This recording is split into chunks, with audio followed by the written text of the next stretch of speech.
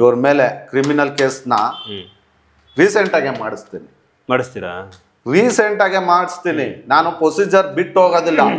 ಮೇಲಧಿಕಾರಿ ಹತ್ರ ಹೋಗ್ಬೇಕಿತ್ತು, ಹೋಗಿದ್ದೀನಿ, ಇದು ಮಾಡಿದ್ದೀನಿ.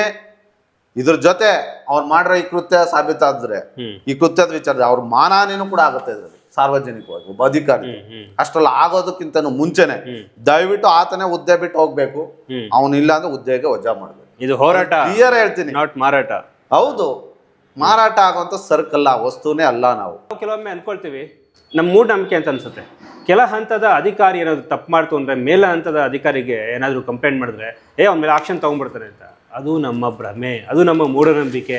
ಅಲ್ಲೇ ಮಾಡೋದು ನಾವು ನೋಡಿ ತಪ್ಪು. ಕೆಳ ಹಂತದ ಅಧಿಕಾರಿ ತಪ್ಪು ಮಾಡಲಿ ಅಂತಾನೆ ಮೇಲ್ಗಡೆ ಅಧಿಕಾರಿ ಕೂಡ ಅವ್ನಿಗೆ ಇನ್ಸ್ಟ್ರಕ್ಷನ್ ಕೊಟ್ಟಿರ್ತಾನೆ. ಇವರು ದುಡ್ಡು ತೊಗೊಂಡು ಹೋಗಿ ಅವ್ನಿಗೆ ಕೊಡಬೇಕು. ಯಾಕಂದ್ರೆ ಈ ಥರ ಅನೇಕ ಹಗರಣಗಳಲ್ಲಿ ನಾನು ಮಾಡಿರೋಂಥ ಸುದ್ದಿಗಳು ಅದೆಷ್ಟೂ ಕೂಡ ಹೋಗಿದೆ. ಸೊ ಹಾಗಾಗಿ ಇವತ್ತು ನಮ್ಮೊಟ್ಟಿಗೆ ರವಿಕುಮಾರ್ ಇದ್ದಾರೆ, KRS ಪಕ್ಷದ ಲೀಗಲ್ ಅಡ್ವೈಸರ್ ಕೂಡ ಇದ್ದಾರೆ. ಈಗ ಏನಂದ್ರೆ ನೀವೊಬ್ರು DC ಮೇಲೆ ಒಂದು ಕಂಪ್ಲೇಂಟನ್ನು ಕೊಡ್ತೀರಿ. ಆ್ಯಕ್ಚುಲಿ ಅದು BMTC KSRTC DC ಮೇಲೆ ಕಂಪ್ಲೇಂಟನ್ನು ಕೊಡ್ತೀರಿ. ಅವನು ದೊಡ್ಡ ಹುದ್ದೆನೆಲ್ಲ ಇದ್ದಾನೆ.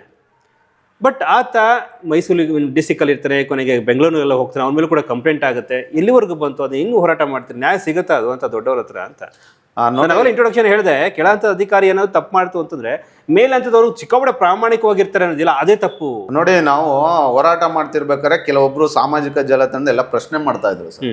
ನೀವು ಯಾರೋ ಪೊಲೀಸವರು ಮತ್ತೆ ಚಿಕ್ಕ ಪುಟ್ಟ ಅವ್ರ ಜೊತೆ ಮಾತಾಡ್ತೀರಿ. ಮಾಡ್ತಿದೆ ನೆವರ್ ಅವ್ರು ನೋಡ್ತಾ ಇಲ್ಲ ನಮ್ಮ ಇದನ್ನ. ನಾವು ದೊಡ್ಡ ಮಟ್ಟದ ಹೋರಾಟಗಳನ್ನ ಕೈಗೆತ್ಕೊಂಡ್ ಬಂದಿದ್ದೀವಿ. ಸಾಕಷ್ಟು ದೊಡ್ಡ ಮಟ್ಟದ ಹೋರಾಟವನ್ನು ಕೈಗೆತ್ಕೊಂಡ್ ಬಂದಿದ್ದೀವಿ. ಅದರಲ್ಲೂ ಕೂಡ ಇಲ್ಲಿ KSRTC ಇವನು ಅಶೋಕ್ ಕುಮಾರ್ ಅಂತ ಸರ್, ಈತ DC ಡಿವಿಷನಲ್ ಕಂಟ್ರೋಲರ್ ಆಗಿದ್ದ ಮೈಸೂರು. ಒಂದು KSRTCಯ ಮೈಸೂರು ಎಲ್ಲಾ ವಿಭಾಗದ ಇವನ್ ಕಂಟ್ರೋಲರ್ ಇರ್ತಿತ್ತು. ಈ ಡಿವಿಷನಲ್ ಕಂಟ್ರೋಲರ್ ಅಂತ, ಡಿವಿಷನಲ್ ಕಂಟ್ರೋಲರ್ ಅಶೋಕ್ ಕುಮಾರ್ ಅಂತ. ಈತ ಏನು ಇವನ್ ಮೇಲಿದ್ದ ಆರೋಪ ಅಂತ ಹೇಳಿದ್ರೆ, ಈ ಕಂಡಕ್ಟರ್ಸ್ ಡ್ರೈವರ್ಸ್ಗಳಿಗೆ ಅಮಾನತ್ ಆಗ್ತದೆ ಕೆಲವೊಂದು ಮಿಸ್ಯೂಸ್ ಮಾಡ್ಕೊಂಡ್ರು ಅಮೌಂಟ್ ಅಥವಾ ಆಬ್ಸೆಂಟಿಸಮ್ ಆದ್ರು ಅಂತ. ಆ ವಿಚಾರ ಪ್ರಕರಣದಲ್ಲಿ ಈತನ ಮೇಲೆ ಇದ್ದಂತ ಆರೋಪಗಳು, ಆತನನ್ನ ಕರೆಸಿ ಅವ್ರ ಹತ್ರ ಹಣ ಇಸ್ಕೊಳ್ಳುವಂಥದ್ದು, ಈ ರೀತಿ ಆರೋಪಗಳೆಲ್ಲ ಆಗಿತ್ತು ಈತನ ಮೇಲೆ. ಈ ರೀತಿ ಆರೋಪ ಆಗಿದಾದ್ಮೇಲೆ ಸಾಕಷ್ಟು ಅಮಾನತ್ತು ಮಾಡೋ ವಿಚಾರದಲ್ಲೂ ಕರ್ತವ್ಯ ಲೋಪ ಎಸ್ಕುವಂಥದ್ದು, ಹಣವನ್ನ ಪಡೆಯುವಂಥದ್ದು ಎಲ್ಲವೂ ಕೂಡ ಈತನ ಮೇಲೆ ಆರೋಪ ಇದ್ದಾಗ, ಇಲ್ಲಿ ಏನು ನೊಂದಂತಹ ಡ್ರೈವರ್ಸ್ ಕಂಡಕ್ಟರ್ಸ್ ಇದ್ದಾರೆ, ನಿರ್ವಾಹಕರು ಮತ್ತು ಚಾಲಕರು, ಇವರು ದೂರನ್ನ ಕೊಡ್ತಾರೆ. ಆದ್ರೆ ಇವ್ರ ಮೇಲೆ ಕ್ರಮ ಆಗಲ್ಲ. ಯಾಕಂದ್ರೆ ಇವಾಗ ಈಸ್ ಪವರ್ಫುಲ್. KSRTC DC ಅಂದ್ರೆ ಕಡಿಮೆನಾ? ಮುಂದೆ ಹೋಗಿ ಮಾತಾಡೋದಕ್ಕೂ ಭಯ ಪಡ್ತಾರೆ ಸರ್.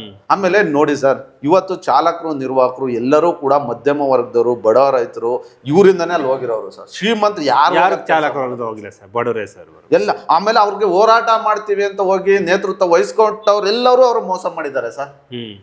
ಹೋಗಿ ಜಾತಿ ಕಾರಣಕ್ಕೆ ಆ ಸಂಘಟನೆ ಹೊಡೆಯುವಂಥದ್ದು, ಅದು ರಾಜಕೀಯ ಪಕ್ಷದಲ್ಲಿ ಆ ಹೋರಾಟಗಾರ ಗುರುತಿಸ್ಕೊಂಡಿದ್ದ ಅಂದಾಗ, ಆ ರಾಜಕೀಯ ಪಕ್ಷ ಅಧಿಕಾರಕ್ಕೆ ಬಂದಾಗ ಅವ್ರಿಗೆಲ್ಲ ಅನ್ಯಾಯ ಮಾಡಿದ್ದಾರೆ ಸರ್ KSRTC ಅವರು. KSRTC ಅವ್ರಿಗೆ ಬಹಳಷ್ಟು ನೊಂದಿರೋರು ಇದ್ದಾರೆ ಸರ್. ನನ್ಗೆ ಯಾಕೆ ಆ ಹುದ್ದೆಯವ್ರನ್ನ ನೋಡ್ತೀನಲ್ಲ ಸರ್, ಪ್ರತಿದಿನ ಅವರ ಶ್ರಮ ಎಲ್ಲ ನೋಡ್ತಾರೆ. ಹೌದು, ಪಾಪ ತುಂಬಾ ಹಾರ್ಡ್ ವರ್ಕರ್ ಬಿಡಿ ಸರ್. ಅವರ ಮಾಂಗಲ್ಯ, ಚೈನು, ಹೆಂಡತಿ ಓಲೆಗಳನ್ನ ಮಡಕಿ ಗಿರುವಿಟ್ಟಿ ತಂದು ಕೊಟ್ಟಿರೋಂಥದ್ದನ್ನ ಹೇಳಿದ್ದಾರೆ ಸರ್, ಆರೋಪ ಮಾಡಿದ್ದಾರೆ. ಈ ಪ್ರಕರಣದಲ್ಲಿ KSRTC ಸರ್ ಒಬ್ರು ನಂಜುಂಡಯ್ಯ ಅಂತೇಳಿ district retired judge sir, sessions court retired judge ನಂಜುಂಡಯ್ಯನವ್ರನ್ನ ಇವ್ರ ಮೇಲೆ ತನಿಖೆ ಮಾಡಿ ಈ ಪ್ರಕರಣ ವಹಿಸ್ತಾರೆ ಸರ್. ಈತನ ಮೇಲಿನ ತನಿಖೆ ಮಾಡ್ಬೇಕಾದ್ರೆ ಬಹಳಷ್ಟು ಅಂಶಗಳು ಹೊರಗಡೆ ಬರ್ತವೆ ಸರ್. ಆಡಿಯೋ ಕಾಲ್ ರೆಕಾರ್ಡು, ಇವ್ನ ಯಾರ ಹತ್ರ ಪಡೆದಿದ್ದ ದೂರು ಎಲ್ಲವನ್ನೂ ತಗೊಳ್ತಾರೆ ಸರ್. ಇಷ್ಟು ಆತನ ವಿಚಾರನೇ ಇದೆ. 30 ಪುಟಗಳ ನಂಜುಂಡಯ್ಯನವರ ವರದಿ ಕೂಡ ಈ ಅಶೋಕ್ ಕುಮಾರ್, ವಿಭಾಗೀಯ ನಿಯಂತ್ರಣಾಧಿಕಾರಿ, ಕರ್ನಾಟಕ ರಾಜ್ಯ ರಸ್ತೆ ಸಾರಿಗೆ ಸಂಸ್ಥೆ ಅಂತನೂ ಈ ರೀತಿ ಆರೋಪ ಎಸಗಿದ್ದಾನೆ ಅಂತೇಳಿ, ಮತ್ತೆ ಈತನಿಗೆ ದುಡ್ಡು ತಕೊಂಡ್ ಕೊಟ್ಟಿದ್ರಲ್ಲ 6-7 ಜನ, ಅವ್ರ ಮೇಲೆ ಎಲ್ಲವೂ ಕೂಡ ಆರೋಪ ದೃಢೀಕೃತವಾಗಿದೆ. ಅಂದ್ರೆ ದೃಢಪಟ್ಟಿದೆ. ಹೌದು, ಸತ್ಯ ಅಂತ ಒಪ್ಕೊಂಡ ದೃಢಪಟ್ಟಿದೆ. ಅದು ರಿಟೈರ್ಡ್ ಜಡ್ಜೆ ಕೊಟ್ಟಿದ್ದಾರೆ. ರಿಟೈರ್ಡ್ ಜಡ್ಜ್ ಕೊಟ್ಟು ವರದಿ ಕೊಟ್ಟಿದ್ದಾರೆ ಸರ್ KSRTC. ಮತ್ತೆ ಇದು ಅಲ್ಲೇ ಕೂತಿದ್ದಾನ. ಆದ್ರೆ ಮೈಸೂರಿಂದ ಇವನ್ ಏನ್ ಮಾಡ್ತಾನೆ, ಚಾಮರಾಜನಗರಕ್ಕೆ ವರ್ಗಾವಣೆ ಆಗ್ತಾನೆ ಸರ್. ಇಲ್ಲಿದೆ ಟ್ವಿಸ್ಟ್.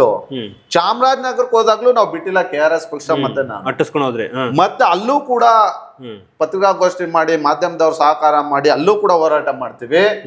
ಇನ್ನೆಲ್ಲಿ ಬರ್ತಾರೆ ಅಂದ್ರೆ ಹೇಳಿ ಬೆಂಗಳೂರು ಕೆಂಪೇಗೌಡ ಬಸ್ ಇದಕ್ಕೆ ಮೇನ್ ಇದಕ್ಕೆ ಹೋಗ್ಬಿಟ್ಟಿದ್ದೇನೆ. ಹೋಗಿದ್ದಾರೆ. ಸಿಲಿಕಾನ್ ಸಿಟಿಗೆ ಹೋಗಿದ್ದಾರೆ. ನಾವು ಸಿಲಿಕಾನ್ ಸಿಟಿಗೆ ಹೋದ್ರು ಬಿಟ್ಟಿಲ್ಲ, ಅಲ್ಲೂ ಕೂಡ ಹೋರಾಟವನ್ನ ಹಮ್ಮಿಕೊಂಡಿದ್ವಿ.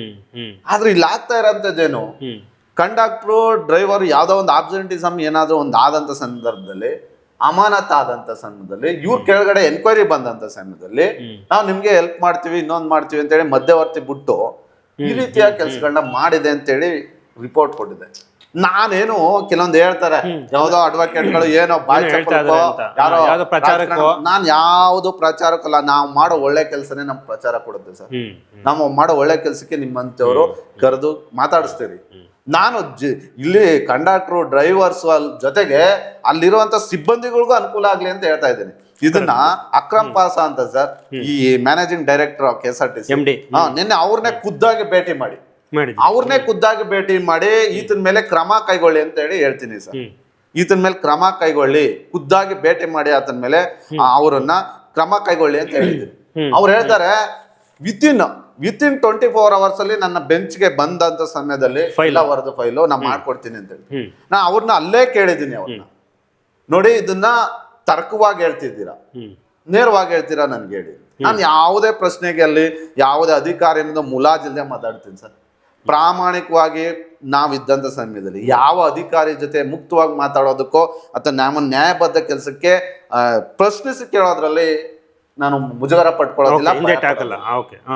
ಏನಾಯ್ತು ಈಗ ಒಂದು ರಿಸಲ್ಟ್ ಈಗ ಅವ್ರು ಹೇಳ್ತಾ ಇದ್ದಾರೆ, ನನ್ನ ಹತ್ರ ಫೈಲ್ ಬತ್ತಿದಾಗ್ಲೇ ನಾನು ಕ್ರಮ ಕೈಗೊಳ್ತೀನಿ.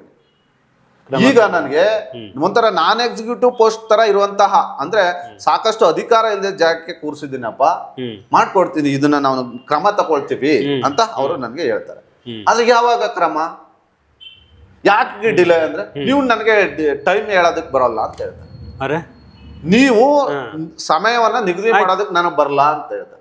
ಅದೇ ಜಾಗದಲ್ಲಿ ಖುದ್ದು ರಾಮಲಿಂಗಾರೆಡ್ಡಿ ಸಾರಿಗೆ ಸಚಿವರಿಗೂ ಕೂಡ ನಾನು ವಾಟ್ಸಪ್ ಅಲ್ಲಿ ಇರೋ ವಿಚಾರ ಎಲ್ಲ ಏನಿದೆ ಅದೆಲ್ಲ ದೂರು ಎಲ್ಲಾನು ಕಳಿಸಿದ್ದೀನಿ. ವಿಜಿಲೆನ್ಸ್ ಯಾರೋ ಶಿಲ್ಪಾ ಅಂತ ಹೇಳಿ ಮೇಡಮ್ IPS IAS ಆಫೀಸ್ ಅವ್ರಿಗೂ ಕಳಿಸಿದ್ದೀನಿ, ಎಲ್ಲವೂ ಮಾಡಿದ್ದೀನಿ. ಆದ್ರೆ ಇವ್ರು ಏನ್ ಹೇಳ್ತಾರೆ ಅಂದ್ರೆ ಬಿಟ್ಬಿಡ್ತಾರೆ, ಇಲ್ಲ ಅರ್ಧಕ್ಕೆ ಅಂತ ಏನೋ ಅನ್ಕೊಂಡಿದ್ದಾರೆ. ಈ ಹೋರಾಟ ಯಾವ್ದಕ್ಕೆ ಕಣ್ಕೊ ಬಿಡಲ್ಲ. ಅಂದ್ರೆ MDನೂ ಕೂಡ ಇಲ್ಲಿ ಎಸ್ಕೇಪ್ ಆಗ ಕೆಲಸ ಮಾಡ್ತಿದಾರ. ಯಾಕೆ ಅದು ನನಗೊಂದು ಭಾವನೆ, ಈ ತರ ಇದ್ದಾಗ ಡೈರೆಕ್ಟ್ ಆಗಿ ರಿಟೈರ್ಡ್ ಜಡ್ಜ್ ಕೊಟ್ಟಿರುವಂತ ಸಾಬೀತಾಗಿರುವಂತ ವರದಿನ ಹೌದು MD ಅವರು ಕೂಡ ನೆಗ್ಲೆಕ್ಟ್ ಮಾಡಿದ್ರೆ, ಸಾರಿಗೆ ಸಚಿವರು ನೆಗ್ಲೆಕ್ಟ್ ಮಾಡಿದ್ರೆ, ಆದ್ರೆ ಏನೋ ಎಲ್ಲೋ ಹೋಗ್ಬೇಕು ಹಾಗಾದ್ರೆ. ಆದ್ರೆ ಆದಿ ಇದೆ ಅಂತ ಅವ್ರಿಗೆ ಗೊತ್ತಿಲ್ಲ ಅನ್ಸುತ್ತೆ. ಕರೆಕ್ಟ್, ಆದಿ ಇದೆ ಇನ್ನೊಂದು ನ್ಯಾಯಾಂಗ ಆದಿ. ಇವ್ರ ಮೇಲೆ ಕ್ರಿಮಿನಲ್ ಕೇಸ್ನ ರೀಸೆಂಟ್ ಆಗಿ ಮಾಡಿಸ್ತೀರಾ? ರೀಸೆಂಟ್ ಆಗಿ ಮಾಡಿಸ್ತೀನಿ. ನಾನು ಪ್ರೊಸೀಜರ್ ಬಿಟ್ಟು ಹೋಗೋದಿಲ್ಲ. ಮೇಲಧಿಕಾರಿ ಹತ್ರ ಹೋಗ್ಬೇಕಿತ್ತು, ಹೋಗಿದ್ದೀನಿ, ಇದ್ ಮಾಡಿದ್ದೀನಿ. ಇದ್ರ ಜೊತೆ ಅವ್ರು ಮಾಡಿರೋ ಈ ಕೃತ್ಯ ಸಾಬೀತಾದ್ರೆ, ಈ ಕೃತ್ಯದ ವಿಚಾರ ಅವ್ರ ಮಾನಹಾನಿನೂ ಕೂಡ ಆಗುತ್ತೆ ಇದ್ರಲ್ಲಿ ಸಾರ್ವಜನಿಕವಾಗಿ ಒಬ್ಬ ಅಧಿಕಾರಿ. ಅಷ್ಟೆಲ್ಲ ಆಗೋದಕ್ಕಿಂತ ಮುಂಚೆನೆ ದಯವಿಟ್ಟು ಆತನೇ ಹುದ್ದೆ ಬಿಟ್ಟು ಹೋಗ್ಬೇಕು. ಅವನಿಲ್ಲ ಅಂದ್ರೆ ಹುದ್ದೆಗೆ ವಜಾ ಮಾಡ್ಬೇಕು.